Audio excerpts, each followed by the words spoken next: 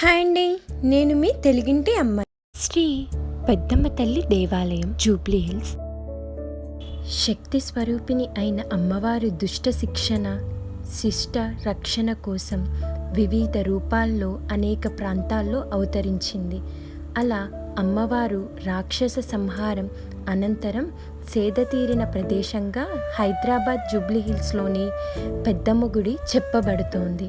ఇక్కడి అమ్మవారు పూర్వకాలంలో పల్లెవాసులకు దగ్గరగా ఉండి గ్రామ దేవతగా పూజలు అందుకుంటూ ఉండేదంట.